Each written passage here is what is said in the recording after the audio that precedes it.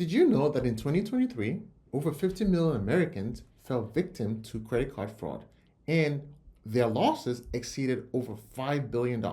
It's one of the top scams in the US and it's not slowing down anytime soon. Credit card fraud remains the most common type of identity theft in the US. Our estimate was that at the end of 2020, the US was seeing about $11 billion worth of losses. 12 people are facing more than 100 charges in a major credit fraud scheme. Now we're going to turn to a growing danger as you swipe your credit card, skimming. According to the FBI, it costs consumers and financial institutions more than $1 billion every year.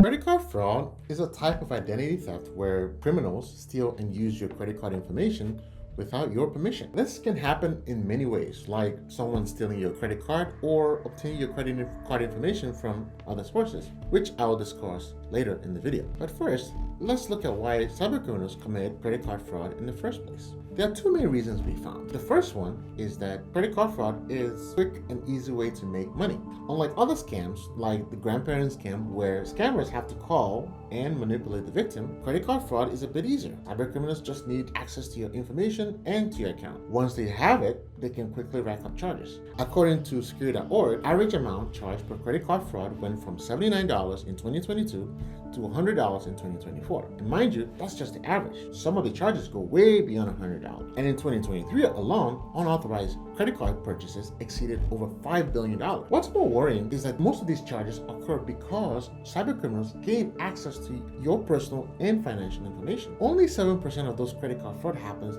from lost or stolen credit cards. The second reason that cybercriminals commit credit card fraud is because of weak security systems. While credit card companies and ATMs generally have strong security measures, there's always some vulnerabilities that criminals can exploit. This is evident as credit card companies have had a long history of data breach. In 2019, Capital One was breached. A hacker accessed Capital One's database and stole 100 million customer data in the US and 6 million customer data in Canada. And the hacker was Pete Thompson, who used to work as a software engineer at Amazon Web Services, also known as AWS. She would create a tool that looked for AWS accounts that weren't set up correctly. After finding these accounts, Page then hacked them and downloaded data. The exposed information from this breach included customers' names, their contact information, their credit card scores, and their social security numbers. Capital One only noticed this breach because she bragged about it on a developer forum called GitHub. Capital One then immediately notified the affected customers, fixed the flaw in their system, and took steps to improve their security. This included using AI to randomize customized access verification and was also one of the first credit card companies to launch virtual credit cards. Overall, this breach pushed Capital One to raise the security standards in their company. The FBI later arrested Page and recovered the stolen data. Also, the government stated that there was no evidence showing that the data was ever used for fraud. Besides data breach, some ATMs and payment systems still run on outdated software, which make them vulnerable to attack. 2023, Cynic Red Team, a global group of cybersecurity researchers, found flaws in Scrutous Web, a software used to manage and monitor retail ATM network. One major flaw they found is called insecure direct object reference. This means that hackers can access or change objects or databases through web applications. This flaw essentially let unauthorized users log into Scrutous Web's management console and monitor individual ATMs, which obviously puts users of these ATMs at risk. So to recap, the two main reasons cybercriminals commit credit card fraud are: one, it's quick and an anonymous way to access the victim's money, and two, outdated security systems create vulnerabilities that hackers can exploit. Miami, Florida ranks as the #1 city with the most reported cases of credit card fraud. In fact, there are nearly 400 credit card fraud complaints per 100,000 residents. While there's no specific data on why Miami tops this list, one reason could be that Florida has a large population of seniors who are prime targets for credit card fraud. In 2023, the FTC received over 400,000 reports of credit card frauds, making it the most reported type of identity theft in the US. To compare, loan or lease fraud had just over 170,000 reports, and bank fraud only had over 140,000 reports. One method is SIM swapping. I've already talked about this in our previous video, but to recap, Cybercriminals can trick your mobile carrier into switching your phone number to a new SIM card. Once they have control of your number, they can then intercept your two-factor authentication codes and access your financial accounts. This allows them to make unauthorized transactions and commit credit card fraud. Another common method is phishing. Here's how it works. First, criminals create the bait. They design a convincing replica of a legitimate website or emails from trusted organizations like banks or popular online retailers. These emails often look professional with authentic logos and similar color schemes. This makes it easier for criminals to trick victims into revealing their credit card details. Phishing messages can come via email, text messages, or phone calls.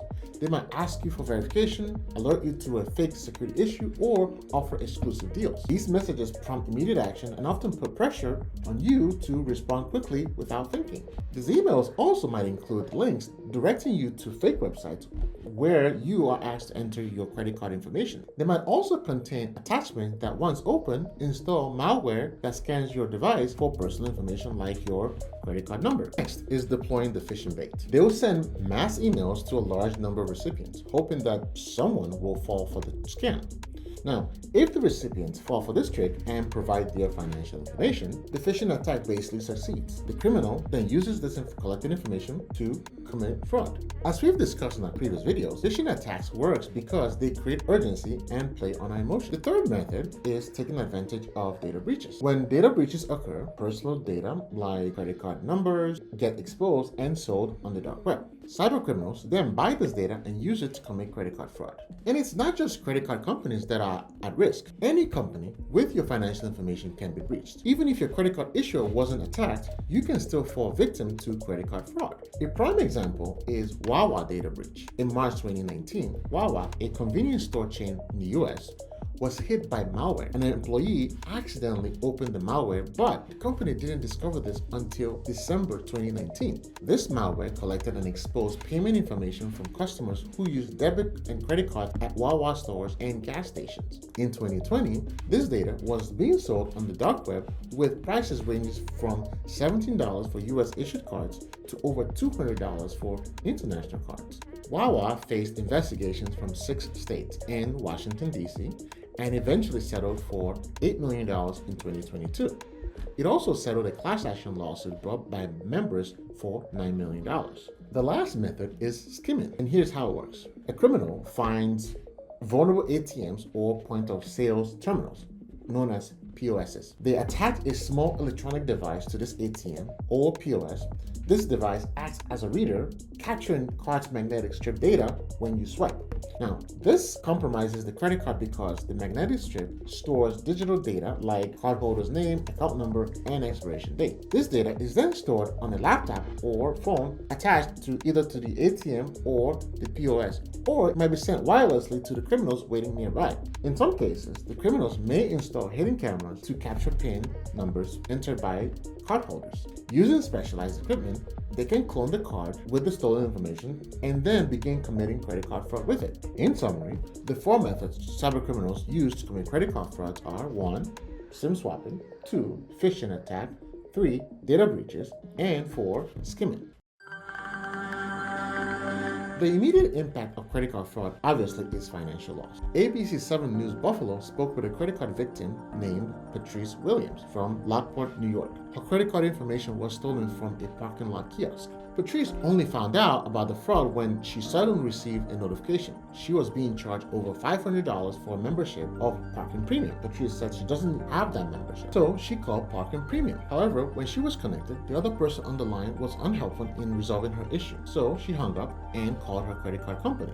That's when she found out there were several charges she didn't authorize. It started with small amounts like $2, but then went up to $50 for digital gaming and music, which Patrice claims she never bought. Thing is, the large unauthorized withdrawals would have been avoided if Patrice had notifications set up for even small transactions on her credit card account. Eventually, the bank traced the issue back to November 2023 when Patrice scanned a QR code for Parking Premium.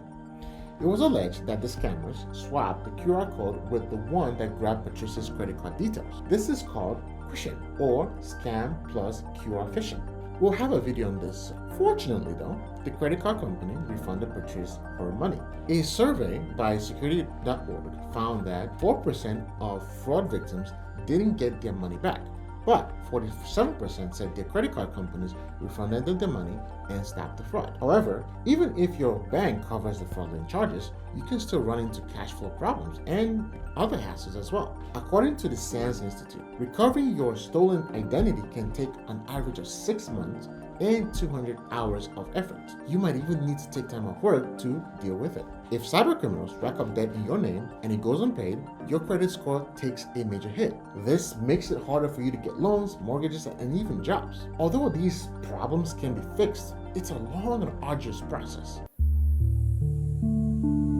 When you receive notifications on purchases or subscriptions that you didn't make, take it as a sign that your credit card details were stolen and used. If you start missing text messages or mails from your bank, be it about bills or collection notices, this could also be a sign. Cybercriminals can change your phone number, email address, or mailing addresses so that they can intercept text message or mails from your bank, giving you a hard time detecting this fraud. For example, when you request for two-factor authentication, but it doesn't arrive, or you haven't been receiving notifications from your bank, it could be a sign of credit card fraud. Lastly, if your card is suddenly being denied, it might be a sign that fraudsters have maxed your limit and triggered the card's fraud protection. Now that you know the signs of credit card fraud, which are 1. Unfamiliar charges, 2. Missing text messages or mails from your banks, and 3. Credit cards being declined. Now, let's move on to some tips on how you can protect yourself from credit card fraud. One way to protect yourself from fraud is by using an EMV chip card. EMV stands for Europay, MasterCard, and Visa. These are the companies that created these technologies. EMV chip cards are more secure because they encrypt your transaction data, making it unique for every purchase. Unlike traditional magnetic strips, which store static data, EMV chips generate a new code every time you use them. This added layer of security makes it harder for thieves to steal your information through skimming. So it's best to use EMV chip cards whenever you can. The second way to protect yourself from credit card fraud is to set up a fraud alert and to freeze your credit. This helps prevent scammers from opening an account or taking out loans in your name. It's free and easy to do. For fraud alerts, you need to contact one of the 3 credit bureaus, Experian, Equifax, or TransUnion. Here are the contact details. The credit bureau that you contact will notify other credit bureaus about the fraud alert. You can also do this through their website, and I'll put the links in the description below. To freeze your credit, call and ask all 3 credit bureaus. Once your credit is frozen, fraudsters won't be able to open new credit accounts under your name or access credit reports without your approval. Additionally, ask your credit card company to alert you when they detect any suspicious activity or charges on your credit card. You can also request to cancel your compromised card and get a new one. Even better, if your credit card company offers virtual credit cards, switch all your accounts to virtual credit cards to prevent unexpected charges from unknown vendors. You can also protect yourself by removing your personal information from the internet. Here's how you can do that. Visit www.mydataremoval.com and you can run a free scan to see where your data is showing up online. Use the free opt-out guides to remove your exposed data. Just follow the steps and check the list of data brokers and people search sites that might have your information. And that's everything. If you found this video helpful, please share it with your friends and give it a thumbs up. Thank you for watching and see you on the next video.